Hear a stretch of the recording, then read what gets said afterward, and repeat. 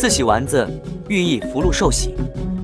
鸡精、五香粉、料酒、生抽、蚝油，2个蛋、葱姜水，甩肉，抓捏成掌心大的圆球，5成油温下锅炸至定型后捞出，水中加葱姜、八角、花椒、生抽、老抽，放入丸子，加盐、鸡精粉、冰糖，小火煮40分钟，捞出丸子和料渣，太白粉水勾芡剩下的丸子水，接着浇在丸子上。四喜丸子制作完成。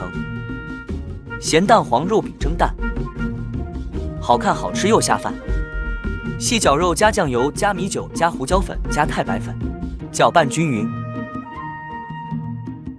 捏成圆团后，中间塞1颗咸蛋黄，放入电锅，外锅加1杯水，蒸熟。鸡蛋加水1比1比例，打散。过筛后倒入盘中，再次放入电锅加水，蒸熟。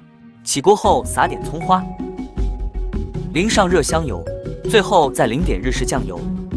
咸蛋黄肉饼蒸蛋制作完成。南瓜蒸排骨，寓意阖家团圆，来年事事顺心。